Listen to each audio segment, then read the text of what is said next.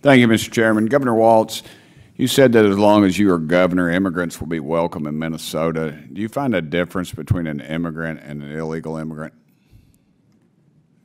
A difference, their status? Is there a difference? Legal status or otherwise? Well, the legal status is different, but in Minnesota we have a long tradition of welcoming.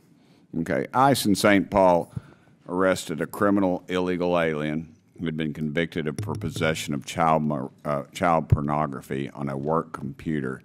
Do you still stand by your statement that ICE agents are the modern-day Gestapo? ICE agents need to do a job, but they need to do it within the realm of due process and the law, wearing masks, no notice of who they are, no notice of the vans, and picking people up off the streets without that due process. I stand that is wrong and a road towards authoritarianism. I certainly stand by that. You know, I have one rule. I have a couple rules in my office, but one of them is never compare anything dealing with the Holocaust except for the Holocaust. I think that it desensitizes people about what really went on in Nazi Germany by making any comparisons there. Does Minnesota receive federal tax dollars for any programs that assist illegal immigrants? Minnesota's federal tax dollars are appropriated by you in Congress, and then we use state dollars under our laws. During the Biden administration, nearly $1.5 billion was sent to sanctuary states to pay for their illegal immigration policies, housing, health care. Governor Hochul, are crimes committed by illegal aliens preventable, in your opinion? Our law enforcement is highly trained in how to identify prospective perpetrators, but certainly we try to prevent crimes, and we also work to resolve them and make sure that if there's a crime committed, that people find their time in court and are incarcerated. That's how it's always worked. By definition, illegal aliens are unlawfully present in the United States. They should not be here in the first place to commit crimes. Don't you agree with that? It depends on the circumstances of coming over. I mean, there's civil violations. There's also criminals. So it's the federal government's determination on the status of an individual. But I mean, if they're not here, the crime's not going to be committed. I think if there was not, if they're not going to be here, ma'am, the crime is not going to be committed. If there was no one in our country, no crimes would be committed. I suppose you could say the same thing. A young man in my district whose family is very close to me lost their son to an illegal alien, and I can guarantee you if that illegal alien, if we'd followed the laws of the land and there had been some enforcement, that young man would be here today. Well, let me ask you this. Why did your state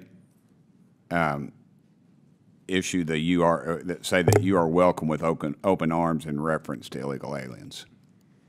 That was a direct quote attributed to you, ma'am. It's a 400-year history we have in the state of New York of welcoming all. I don't know why we would change that now. Okay, Governor Pritzker, you mentioned in your opening statement that criminals have no place in our country, but Cook County released numerous criminal migrants last year, including one that was charged with raping a minor. Why would you release a criminal rapist back into your community? Thank you, Congressman. First of all, we don't need to release somebody if ICE or another law enforcement authority shows up with a judicial warrant.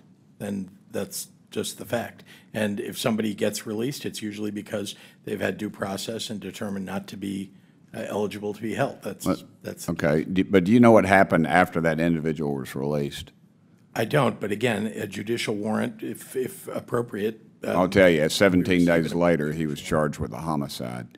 And in Cook County, also released a migrant charged with domestic violence in August of 2024. Do you know what this individual was charged with 1 month later? No, sir, I'm not sure what. Aggravated criminal sexual assault and abuse of minor. And as awful. governor, have you done anything to ensure local and county governments aren't releasing illegal immigrants charged with sexual or violent crimes? As a matter of fact, first of all, we chase down criminals every single day. We put them in jail. We try them, put them through due process. They get convicted. They get put into our correction system. We do that every single day. You're implying that we're not. We are. In fact, our law enforcement are some of the best in the country. They do their job. Well, if these laws were enforced, then I would assume these people wouldn't be back out on the streets so freely. How many programs does Illinois have that explicitly supports illegal immigrants? So we've created programs to deal with not illegal. I mean, we have one program that's related to undocumented people who are. I'm out of time, the but most the vulnerable. answer is at least four. Health benefits for immigrants, HBIS, health benefits for immigrants, adults, HBI, retention of Illinois students, and equity, RISE is the acronym for that act, and the Illinois Dream Fund. And I'm sorry I'm out of time, Mr. Chairman. I yield back.